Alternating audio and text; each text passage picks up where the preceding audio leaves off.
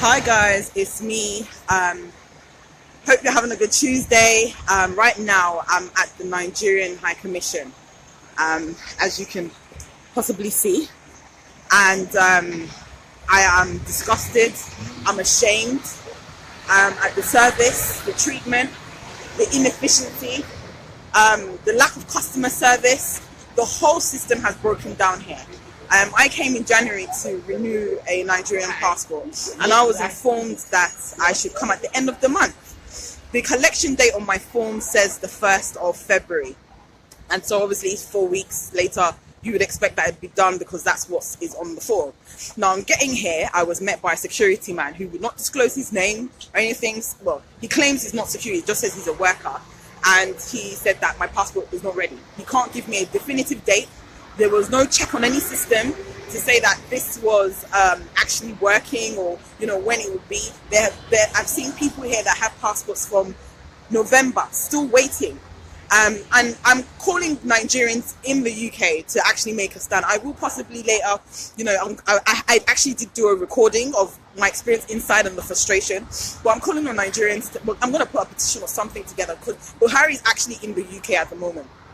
And I find it very dumbfounding that, the president is here, but the inefficiency of this place, that is supposed to be a representation of the country. Well, it is a representation really, isn't it? Because it's horrendous. But I mean, there's no changes. There's no changes. This is the second or third time I've come in here to renew. And it's like it gets worse each time I come. And I just don't understand how the inefficiency and ineptitude, the lack of customer service. So, I'm just letting people know, if you have a Nigerian passport to come collect, don't waste your time right now.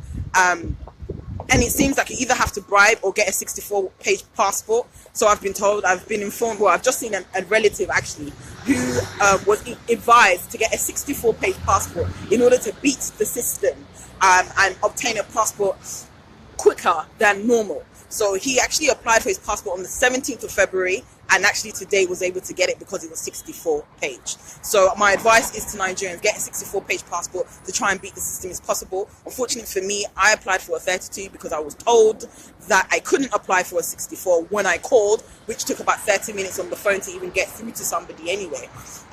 But there's also this ageism factor of Agbalagbas getting treated different, or who and all this kind of other stuff. And there's major corruption here, and it needs to change.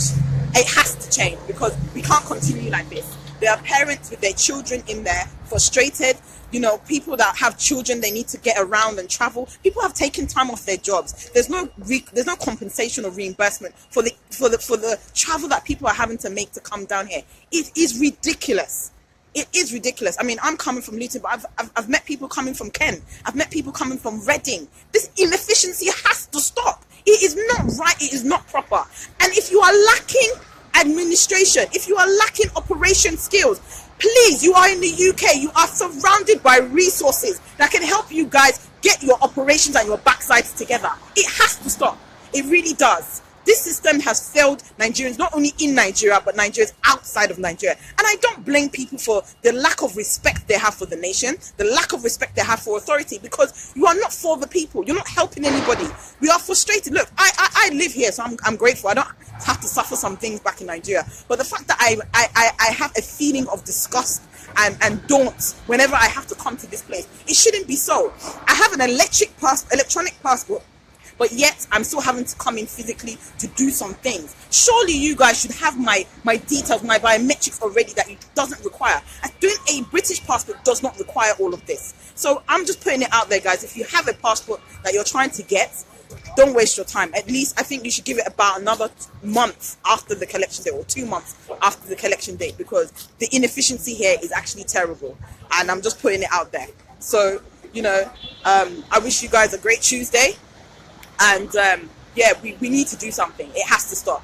I know that Kanuk is supposed to be a representation for Nigerians and to be able to speak to the High Commission. So we need to start talking to Kanuk, because they have people that know people that do things, are supposed to do things, but they're not doing things. So we need to start getting our acts together, because it's affecting everyone. It's affecting people's children. People are taking their children out of school to get things done that can't be done.